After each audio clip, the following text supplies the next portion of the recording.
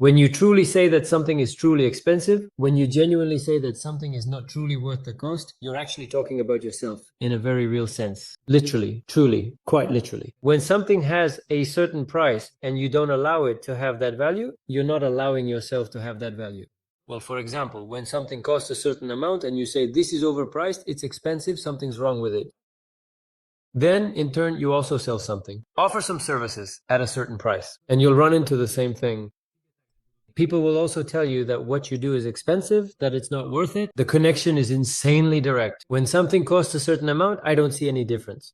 No matter how much it costs, it is what it is, and it costs what it costs. Is the number 200,000 really more valuable than the number 100? Or than a billion? Is there really something more valuable there when it's all just one thing? But if you believe that there is something more or less valuable, that's what you'll experience. This doesn't just apply to money, it applies to everything in general.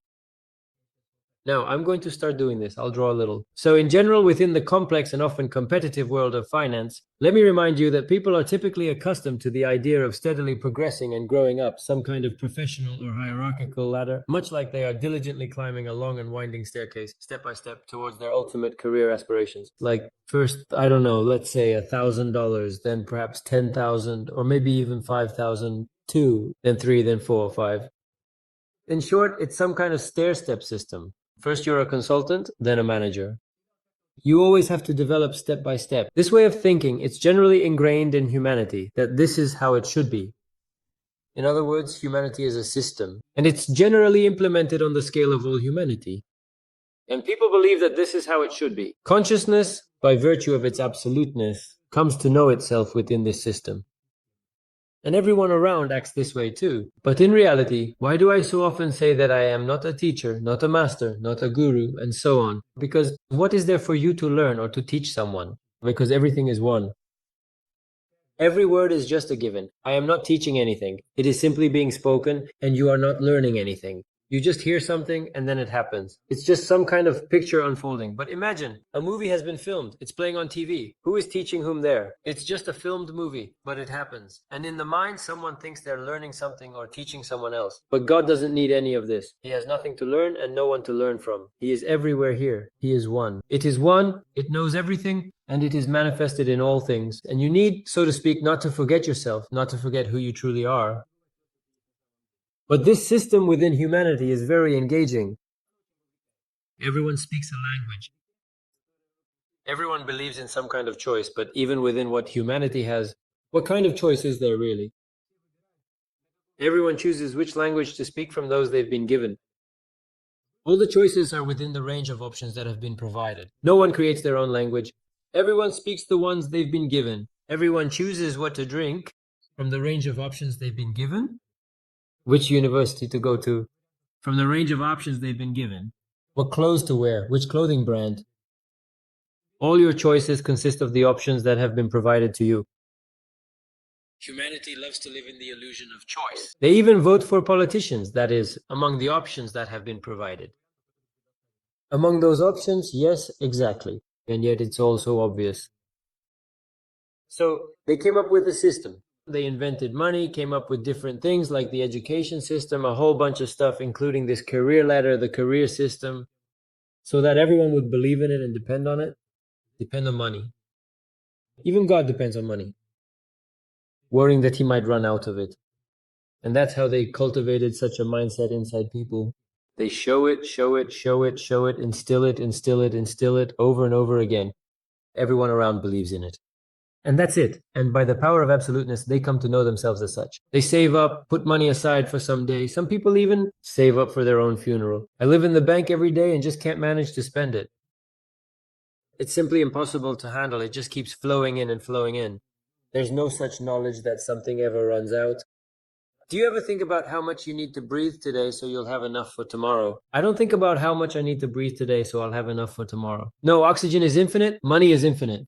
That is, everything is continuous. Everything exists in abundance. And moreover, it can't exist without you. When you remember and realize that you are the only one here, that nothing can exist without you. All money, all concepts exist only because you exist. And everything exists. It might not fit in your mind because of its limitations, But everything is actually quite simple.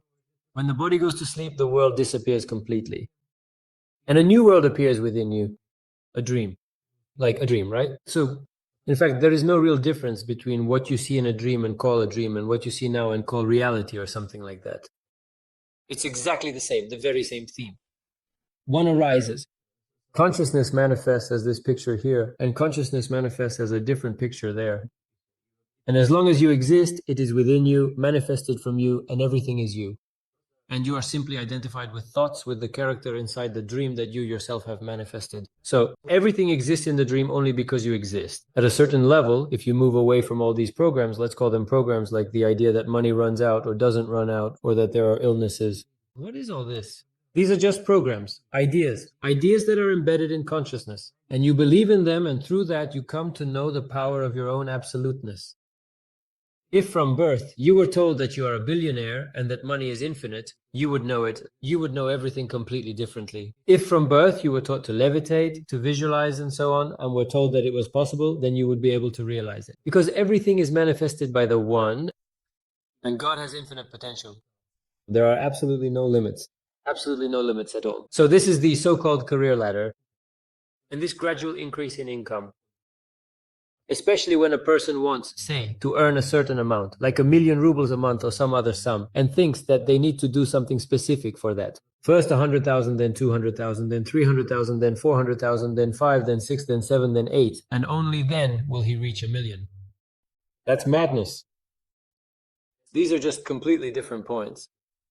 They're different points.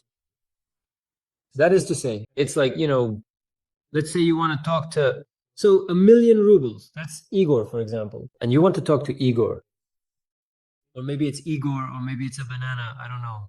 You want to eat the banana, but before you eat the banana, you go and eat a mango, then a kiwi, then a watermelon, then something else, and more and more. And by then you're already exhausted, you can't eat anymore. You see what I mean? It's literally like that, exactly the same. It's just that you don't see it in the numbers. But why don't you see it? Because that's how they taught him to see it. But what is a banana? Just a sound. What is 1,000,000 rubles? Just a sound, just a thought. How are they different from each other? They're not. In reality, they're not different at all. Who creates the difference? I create the difference. The letter I. It creates the difference between the word banana, Igor, 1,000,000 rubles, 1,000,000,000 rubles. It creates the difference and perceives these differences. But they don't exist in reality. They're just some letters, sounds, thoughts. Their composition, their deeper composition is the same. The same, always remember, don't forget about unity. As soon as you forget about unity, so to speak, about the fact that everything is one, that's when the madness begins. That's it. The difference arises. Something more or less valuable appears. There's no such thing as 200,000, 300 to 400,000 being more valuable than one. There's no such thing, because absolutely everything is truly unique, perfectly formed in the exact way it currently exists. It's different, it's just all different. So when you truly want, let's say, to interact with Igor for a significant sum of 1,000,000 rubles, dollars, or even bananas, before you actually do that, you first meticulously go and interact with one important person, then another, and after carefully meeting 4, 5, 6, 7, or even 8 different people, then that's madness. Look, here's how it could be. You exist, and right now all possibilities exist at once. It's not even that there are no options. You, me, we all exist. Right now, the past, the future, the present, they're all now, they're all eternal. Right now, it's all happening now. And you can easily and directly interact with ego almost instantly, wherever you are. But for that, you have to stop giving things meaning inside yourself. Stop really assigning importance. Meaning, giving something importance isn't about writing long comments like, oh, this is so cool, now I'm doing this, I'm observing. Some thoughts come up and you say, no, that's not how it works. It's happening within you. You see it inside yourself, within your very being. And it's like you dissolve this thing. By the way, how do you dissolve it? Well, when we meditate, that's exactly what dissolves it. You sit there and that's it. In meditation, you see yourself say 1,000,000 rubles or whatever else comes up, and you observe some kind of emotional or sensory response. Something arises, whether it's good or bad, some comments, descriptions, some kind of evaluative judgment appears, that it's expensive or cheap. You observe this thing and it dissolves. You burn it away inside yourself. You burn it completely away. So for example, at the very beginning, when this opportunity opened up for me, it was like some kind of integration was happening. Well, at first there was a difference when you looked at one person and then at another. As if there was a different emotional and sensory response, a different perception. When you hear one sound and then another, when there used to be a different attitude toward this body and this napkin, this body and this t-shirt, it was like they were different.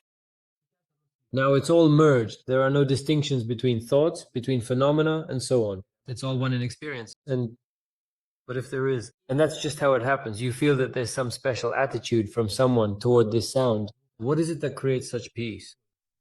It's because there's no one to be affected, and there's nothing like that here. No matter what sound is heard, IT is. Everything is simply as it is. Everything abides with itself. And that's it. You simply abide with yourself, and everything happens just as it is. So it's not necessary to climb the career ladder. Here you are, and all possibilities are around you. The entire infinite potential. Moreover, if you were totally and completely unknowing, truly totally unknowing, really, it's as if consciousness itself has profoundly manifested, and it genuinely knows absolutely nothing at all. Nothing that humanity knows. None of what, then you could literally fly, do anything, even create planets. And that's exactly what you do. In fact, at a certain point in your other manifestations, so to speak. And the whole point is that, by virtue of your absoluteness, you know yourself as you know yourself to be. You perceive the world as you know it,